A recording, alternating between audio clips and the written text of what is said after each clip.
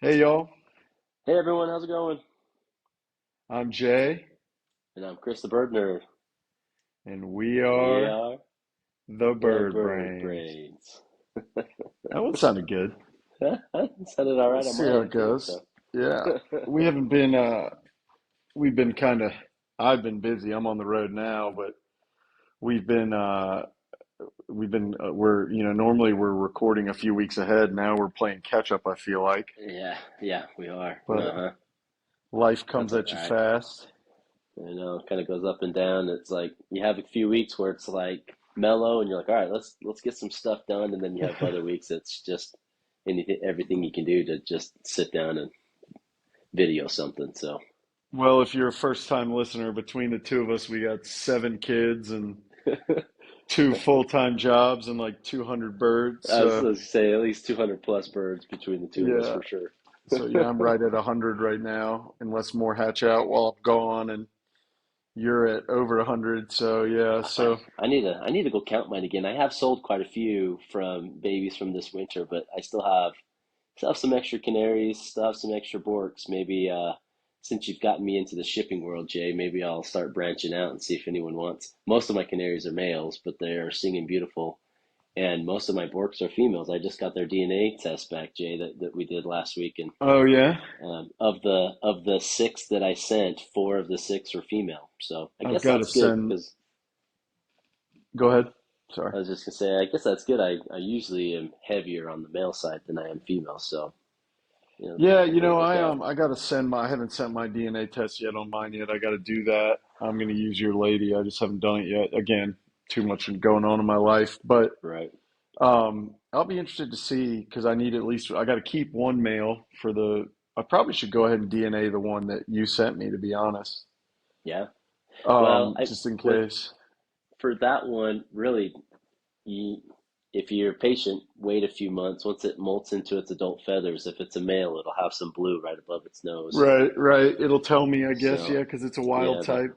yeah, but Yeah, so maybe I'll just do it that way. Save yeah, myself the $20. yeah, But yeah, yeah, so we were just talking about this off camera, but my birds from you went into the aviary today, and that seemed like yep. it went pretty well. And my birds are going into your aviary tomorrow, so Tomorrow, yep. They're very itching. exciting. They're itching to get out. They've got them in the quarantine cages, and they're on the other side of the shed. But you can just see them sitting at the edge of it, just staring out of that big aviary, wanting to get out. So it's going to be a lot of fun letting them go tomorrow, and they're all healthy and strong and ready to go. I put their scat on yesterday. Yesterday was my 21 day, and I did that, and then I just hold them for a couple more days, just make sure everything's good, and then we'll let them fly free. Yeah, So. I was wondering, did the of the six I sent you, what did the sexes on the Gouldians turn out to be? Or I guess your brother took some, right? Yeah, my brother took some. I think what it so far with all of them molting out, I've got two females and four males. Nice. Okay. Yeah, I So just you're was wondering. both females are orange head. Oh, So cool. orange head, purple breast, and then you have one male orange head, and then the rest were red head, mix of white and purple breast. That's cool. Yeah, that's because their dad's the orange head, but he's split yellow too, or he's yellow. So I didn't know if the orange head would transfer um Yeah, to and babies like that. the cool thing, so with Gouldians, yeah, your orange head, that's your most recessive, right? So red's Hmm. dominant, black's second dominant, orange or yellow is third dominant, right? Or least dominant. Hmm. So your female had to be split. So she carries the orange gene. So she had to be split for that orange head, yellow head to get full visual yellows. So Oh, that's cool. so take note of that. And I've got another hen in there that wasn't the mom of those, but she just colored in, but she's an orange head too. So there's quite a bit Oh, of orange head sweet. floating around in my And aviary. which is good. Orange heads, yellow heads, however you want to pronounce it. They're pretty difficult to come by in Utah. So I'm definitely holding on to those puppies and my brother, and gonna try and breed some more of them. I It's been several years since I've had a yellowhead.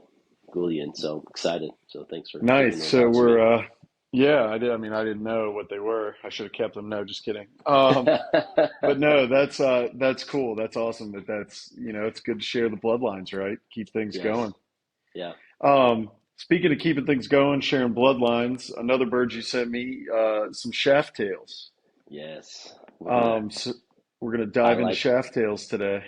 Yeah, and we both actually we transferred bloodlines. You sent me a couple shaft tails. I sent you a couple shaft tails.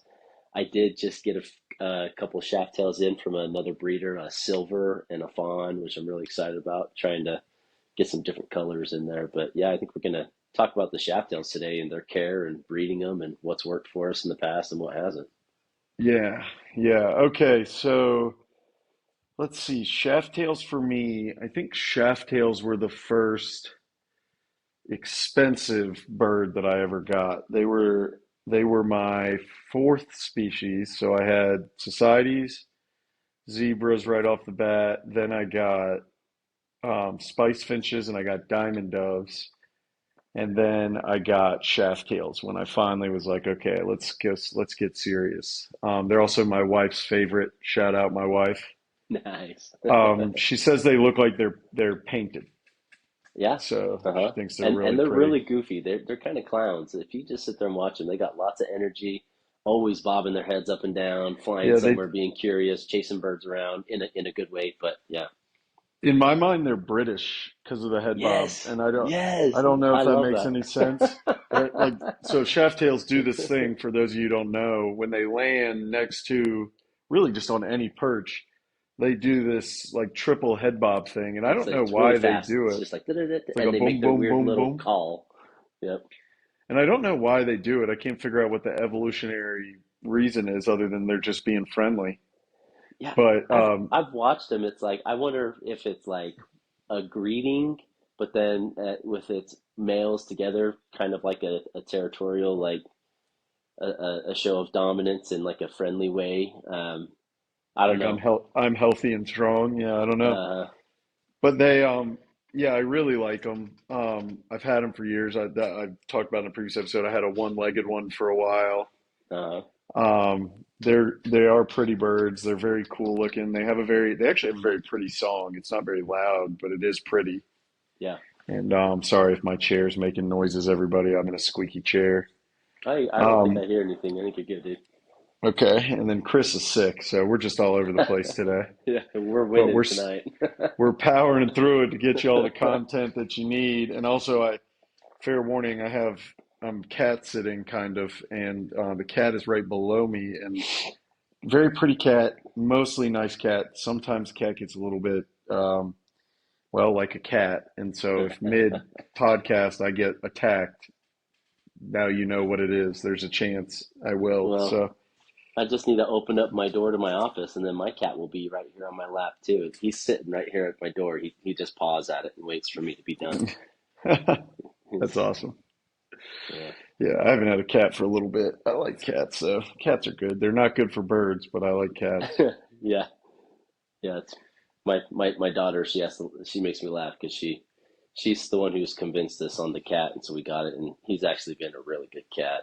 And I don't think I'd ever tell her this, but she's slowly changing my view on cats and having them in the house. And so, but Yeah, he's a good cat. We enjoy him.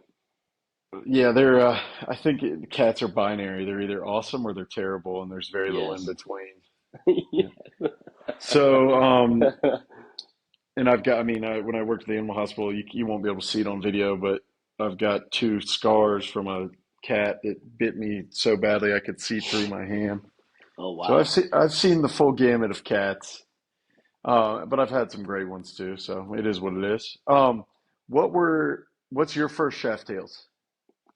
So I was similar to you, Jay. I believe Shafttail was the sixth bird that I had. And to be honest with you, I knew very little of them. They're not back then when I got my first pair. They were not very common in Utah. Most of the exotic birds really aren't that common in Utah. And then we had this guy that lived a couple hours north of me. He started bringing in quite a few different exotics, and he was kind of like a third party seller, right? He'd bring them in from Florida, California, Washington, Texas, kind of the big states And throughout the United States. we're gonna cover bird where to buy birds, bird Yeah, brokering, importing birds in a future episode, by the way, ladies and yeah. gents. So So don't get impatient. he started bringing in these birds and then posted them on our local site. So he's the first one that I bought my first pair of Gouldian finches from, and then about a year later is where I bought my first pair of Shafttails from, and they actually were fawn Shafttails. They weren't normal. And I remember seeing them, and I was at his house, and he's got all these cages and all these birds that he brought in. I remember just looking at them like these are the goofiest birds. And they're doing their little bob heads and flying back and forth. And then they were the fawn, which I'm really attracted to a lot of the fawn mutations of most of the finches. And so I was like, man, I got to have that. And so that was my first pair. And yeah, they were really cool. This was when I was just getting into birds. So they went into a small cage. If you guys watch our episode before this one, we talk about it, the do's and don'ts on some of the cages, and that's what I had them in was a pretty small cage. But yeah, fawn pair Shafttails, they were a lot of fun. I probably sat there and watched them for a long time just because they were so captivating. And my wife says the same thing. She's like, it's like their feathers are painted on. They're just such a sleek Yeah. feather type that it's really pretty. Very rarely do you see a feather that's out of place on these birds. Just beautiful in their own way. But Yeah, they're really aerodynamic, and they have a kind of a unique thing. And I've had now they're in the Pophelia genus, and I've had all three. I've got masks and shaft tails now, and then I've had Parsons, which you have Parsons now. yes, Um, and it's kind of funny from the about the neck down, they all kind of look the same. yep, And then from the head up, they look really pretty different. Um, or I guess Parsons and Shafttails really don't, I mean, except for the beak color, really don't look that different. It's the tail that you can tell them apart, and then masked yeah, grass finches have their own thing. yeah. But definitely a pretty bird with a lot of personality. And I personally, have you ever had a lot of people list them as like an intermediate bird from a behavior perspective.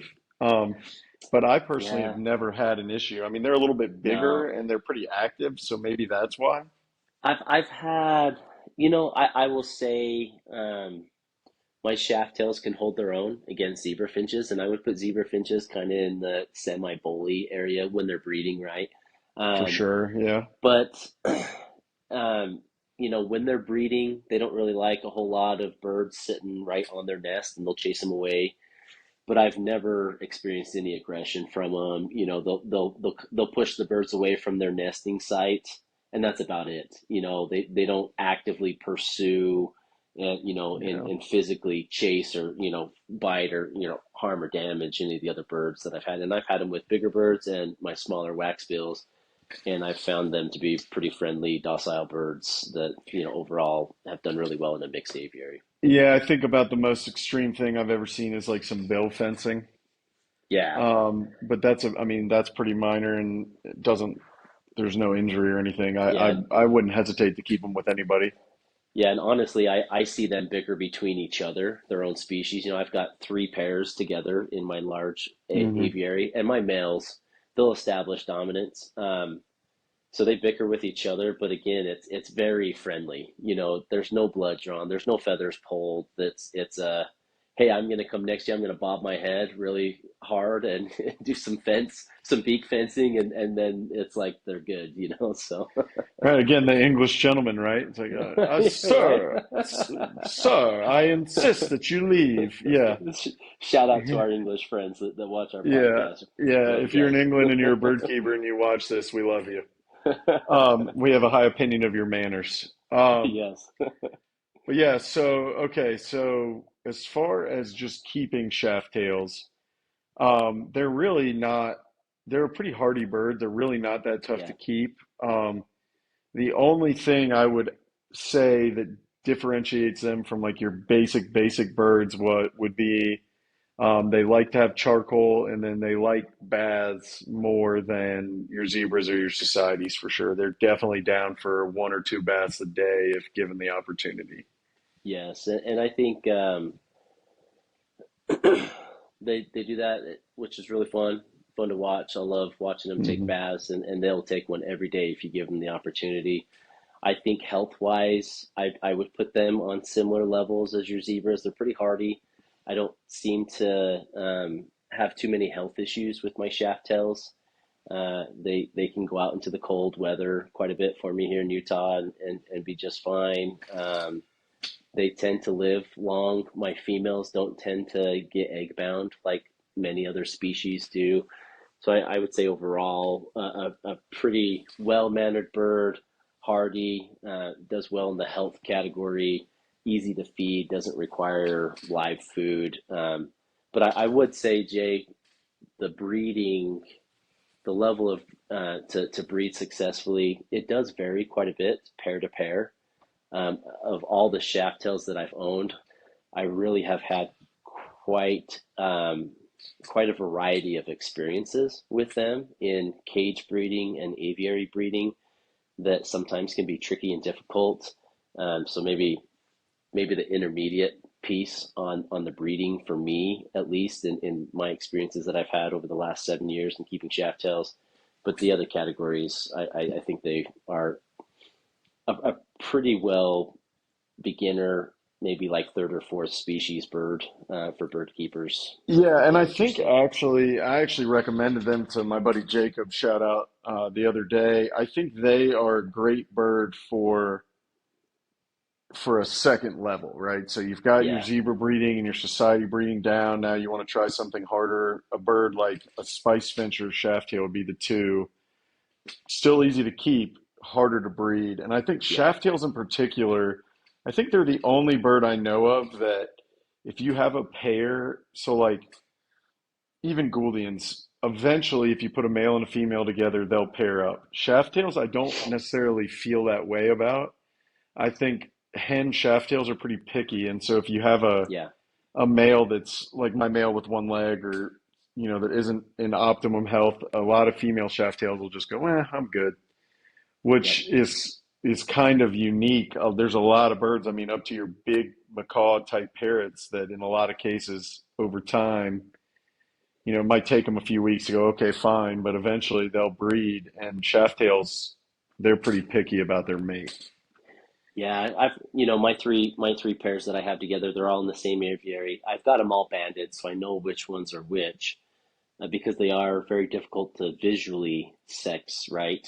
You've got to you've got to have multiple different shaft tails to view at once to kind of see the slight differences, right? Your males sometimes will have a darker beak, a dark, it's kind of a more vibrant red, or their black bib. The male's kind of a little bit broader, right, of an hourglass Mm. down, and kind of comes more to a point, whereas the females are a little bit more narrow. Sometimes your females are a little bit more slender overall, just body type, but so they are difficult to sex visually. But yeah, I've got mine banded, so I know who's my females, who's my males. I've had these three pairs in the aviary now for 3 years together, and they all still have their same pairs. I have a dominant pair; they breed first, and then my second and third pair will breed after them. And it's kind of funny how it is, but they usually are on the opposite end of the flight or aviary where the nest boxes are. So that's kind of interesting. But outside of breeding, they're actually a really social bird, and they're Yeah, they preening flock. each other. Great. Yeah, Yeah. they flock, they preen each other, they sit next to each other. So they do well with in a flock setting, which has been really cool to watch and observe in the aviary. And I've actually had better success breeding in a flock setting than I have individual pairs. So I thought that was kind of interesting as well. Yeah, and that's what I was going to get to next is I think they breed better with at least two pairs. Yeah, And I mean, I breed everything I've got. I try to keep two pairs, so I'm not breeding in general. And I've had six shaft tails before, but as a general rule, I'm breeding. There's a few species I have more of, but as a general rule, I'm breeding two species of this, two species of this. So I do think they breed better just in the aviary in general than they do in cage breeding, and they breed better with a community of shaft tails than they do solo. And there's a lot of birds like that, like the passenger pigeon, I believe is the one that died out, um, because they had a huge population density. I think at one point they were the most common bird yeah, in the United States. but their breeding behavior required like a million birds, literally like a million, not an exaggerated number. They had to have about a million birds in like one big pile to breed. And when they got below that number, like 2 years later, all of a sudden they were just no, they were extinct because Yeah, their behavior was adapted to a whole big flock. And then that would kind of trigger their breeding. When they couldn't get big flocks like that anymore, they just didn't breed. So yeah, I think Shafttails are definitely, and in the wild, I know that they'll often be seen with masked grass finches, uh-huh, with parsons, and with Gouldians and stars. So in the wild and outside of breeding season, they even flock with other species. So they're definitely right. a community bird. Yeah, and it's it's fun to watch them together. And my dominant pair. So when I first had them, I tried to breed them individually in my breeding cages, and they bred for me, but they were super sensitive. They probably tossed more chicks than I got out to the perch. They just tended to be a little bit more sensitive to me checking the nest, and tossing the chicks a little bit easier. I did provide live food for them, even though they don't require it, but they tended to enjoy that when they had chicks in the nest. But once I took that pair, put them out into my aviary with my other pairs, man, they just exploded. And the funny thing is it almost felt like they were more lenient to my nest checks in the aviary. I don't know why. I think they just felt safer. They had a higher perch. They like to nest up high. If you've got bushes, things like that, they'll absolutely take that and like the privacy, which I feel like the parsons and the masked finches do as well. There's Yeah, a masks really similarity, like the privacy. and so that really helped. And I mean, it meant they just started kicking out, and it wasn't just like one or two chicks per clutch. It was like 4 to 5 chicks per clutch. I mean, they were like mass producing. So I thought that was an interesting thing. So I did breed them successfully in the cages, but it was like 1 to 2 chick per nest, with the other chicks either dying or being tossed out, versus the aviary setting with none of the chicks being tossed out, most of them, fledging, doing just right, and I was still able to do nest checks. I tried to limit it, but once a week I try and peek in there, just make sure the chicks are doing okay, and they seem to like that, and did really fine for me. So I've had better success aviary breeding with plants, colony setting, or flock setting, right? And have had some good successes there with them. Same here, and I do feed mine live food. Just because I'm feeding live food to the aviary. Again, yeah, I don't think they necessarily require it. I do think they need a lot of supplemental food. So if you're not going to do live food, definitely egg food and definitely like fresh green stuff, and then also millet. For me, and I think this will be the same for you, they're a really great teacher bird. So they are very Yes. curious. They're, especially with food, they are one of the first birds that will eat almost anything I put out there, and then they show other species like, "Hey, this is food." They'll see and you'll see other birds kind of tilt their head and watch. You'll see the shafttails go in and eat something, and then you know that the other birds are going to start. So, very useful bird in a mixed aviary, not just for all the great reasons I love them that we've always talked about, and they're definitely one of my favorites. Yeah. Um, but they are a useful bird to have in an aviary if you have other species that you're trying to get to eat egg food or trying to get to eat live food. The shaft tails tend to show them where the magic happens. Yeah. And I would probably say my last thing, Jay, with the Shafttails, and this isn't so much breeding, but just overall in general, they are an energetic bird. So they do really well. They thrive in an aviary setting. They're constantly on the move. They're constantly exploring, trying new things out, right?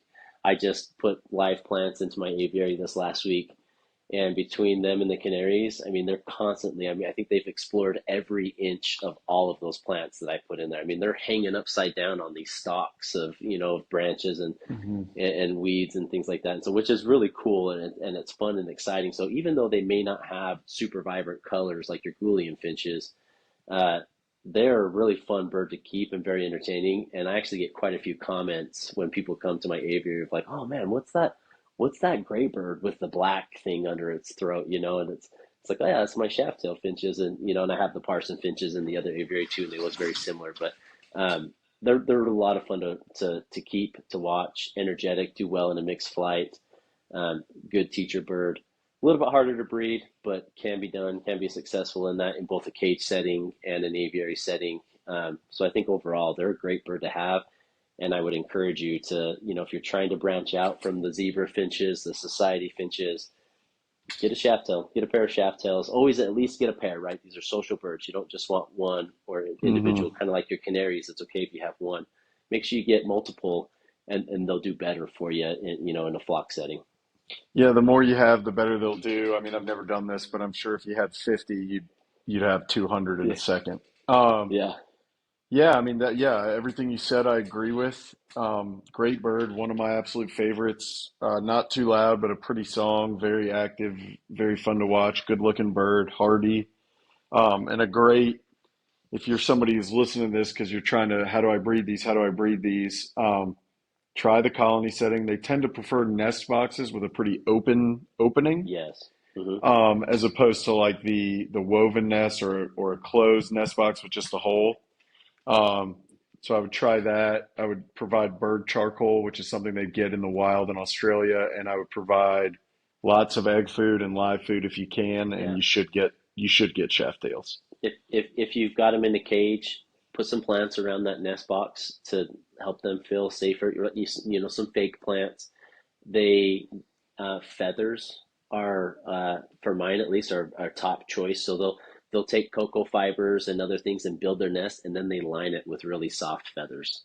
Yeah, And so if you've got that, that's a good trick that tends to be a favorite for them. In the breeding with the nest and things like that, and then try to limit nest checks, right? Give them as much privacy as you can, and just kind of feel the boundaries. I have some pairs that are totally fine with it. I have others that I don't dare check because I'm afraid they're going to toss or abandon, and so they kind of vary in levels of tolerance. vulnerable, Yeah, yeah, tolerance exactly for nest checks and things like that. So just be aware of that if you're trying to breed them.